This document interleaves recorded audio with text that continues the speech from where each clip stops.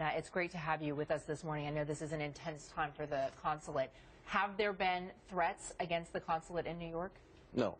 We enjoy the maximum protection of law enforcement, and we're grateful for the cooperation of local law enforcement, NYPD, and others.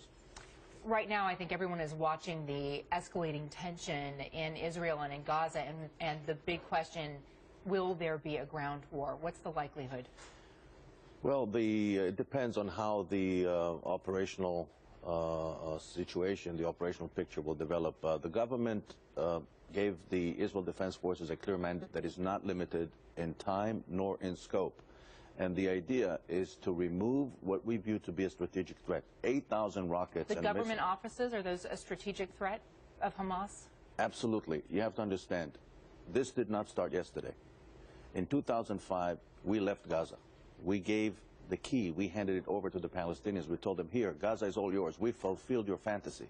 Now, what do you do with Gaza? They turned it into a launching pad. And we had to endure with no less than 8,000 missiles and rockets in 7 years. Imagine what would have happened here in Manhattan if only one rocket fell here. We had to live with 8,000 of them. And at one point you say, enough is enough. And we enter this operation with one goal in mind, to remove the strategic threat that threatens the lives of our people and paralyzes our economy. Given the fact that Israel says it's defending itself with this, why then are NGOs saying this is one of the cruelest, the most harshest forms of collective punishment against the Palestinian people? I mean, there's rampant poverty and unemployment. The siege has gone on now for some 12 years, and obviously that approach is not working. If you're dealing with constant rocket barrages, is it time for Israel to reconsider the approach? Right now, even as the Israeli Air Force is targeting targets within Gaza, I'd like our viewers to know that all the ground passages between Israel and Gaza are open, and commodities or goods are being shipped in regularly. There is no humanitarian crisis in Gaza. I would ask the same question, by the way. I would ask the NGOs, where were you when 35,000 citizens were killed in Syria last year? I would ask the people demonstrating in front of the consulate the same question. You bring up Arab Spring. Have the revolutions in neighboring Arab countries influenced at all or changed at all Israel's strategy in dealing with the Palestinian conflict? The problem with the Palestinians started before the so-called Arab Spring. And the problem is very simple. They do not recognize our right to exist. It begins with that, and it ends with that.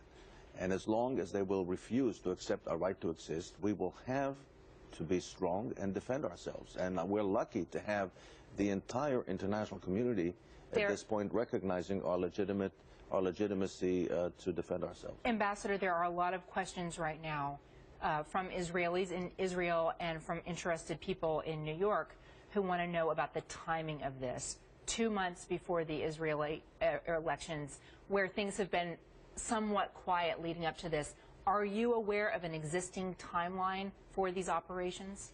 Well, naturally, when you enter such a military operation, this one is titled the Pillar of Defense, you have to have an exit strategy, and I'm sure that the Israel Defense Forces has one.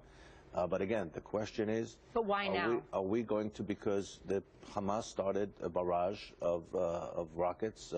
They had 3 separate attacks that some of our viewers never heard of because it was not reported in the media. But in the days and the weeks that prior to the attack, we had to endure several serious attacks from Hamas, and a response was necessary. The diplomatic situation is complicated. There are reports that Egyptian intelligence are trying to broker a truce.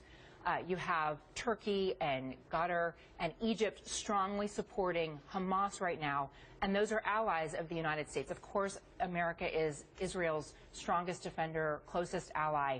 What would you like to hear from President Obama about this situation?